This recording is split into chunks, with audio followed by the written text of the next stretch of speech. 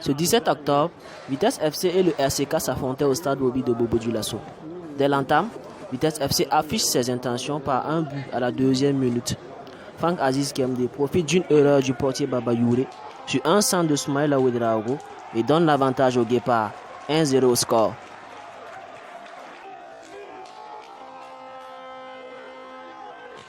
Le RCK tente de recoller au score, mais la défense des Bobolais reste sur ses gardes. Jusqu'à la 46e, où une tête puissante de Rachid Zagré sur un centre de Moussa Ouattara surprend le gardien Bobolais. Le RCK se donne un espoir pour les 3 points, juste avant la pause. En seconde période, le RCK revient plus entreprenant, mais se heurte à un Vitesse FC qui maîtrisait son sujet.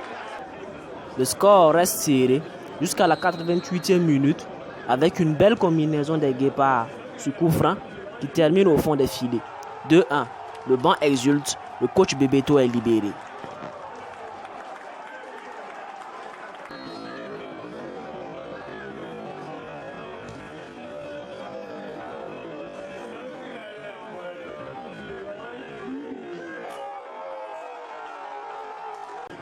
Dans les ultimes secondes du temps additionnel de la seconde période, Abdoul Lamine Ouattara y va de son but et porte le score à 3-1.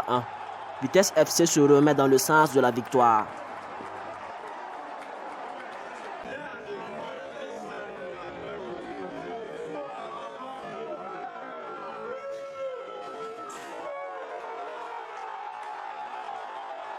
C'est vrai que Bikadjogo, c'est quand même très bon après-midi pour vous.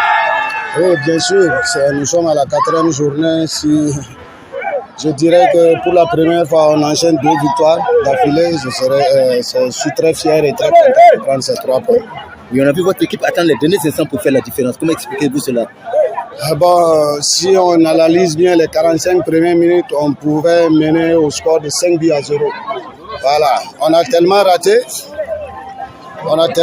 que voilà, dans les arrêts du jeu de la première mi-temps, ils égalisent. Donc on a pris un coup.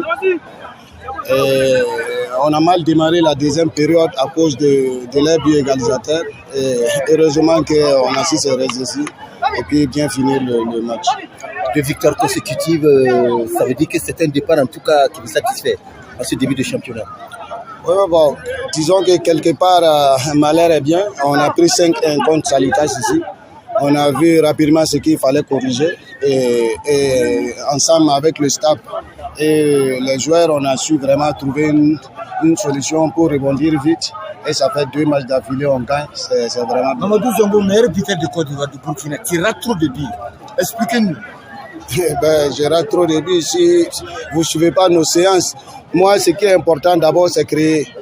On arrive à créer des occasions de but. Si on ne marque pas, je dirais que ce qui est sûr, on travaille dur pour qu'on puisse marquer fort, mais l'instinct du buteur, chacun est avec. Nous, on est là seulement pour encore travailler, pour les faire améliorer.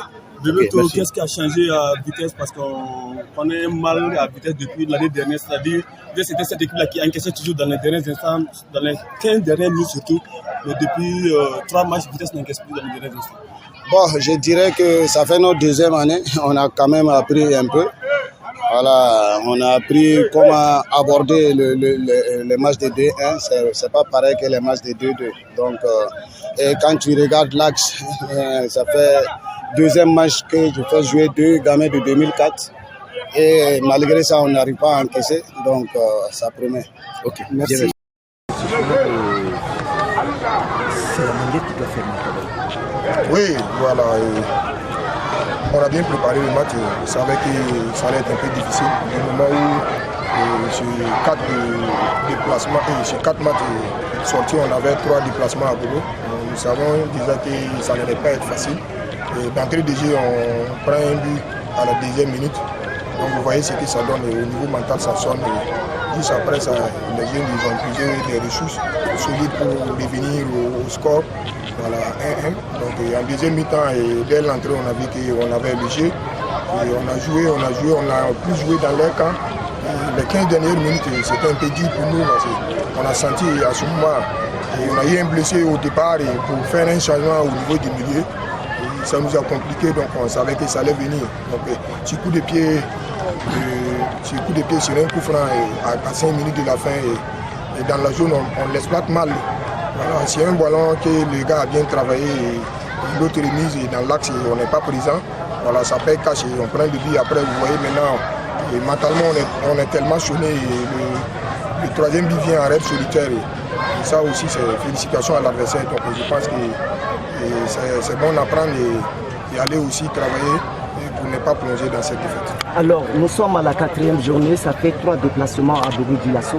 Est-ce que vous ne trouvez pas que vous êtes quelque part défavorisé par les réalités du calendrier? Bon, défavorisé, je ne peux rien dire du moment où c'est une ligue professionnelle qui a travaillé pour ça, donc on peut que se faire, voilà. Donc, mais du moment où vous voyez, et quand vous regardez la vie que les jeunes mènent aujourd'hui, on a beaucoup de jeunes, c'est pas facile de les contrôler s'ils ne sont pas sur place. Et après aussi le travail, on a essayé de régénérer parce que c'est notre 4e semaine de travail. On a travaillé plus en faible régénération, mais malgré ça, voici qu'on trouve des séquelles au niveau de la résistance.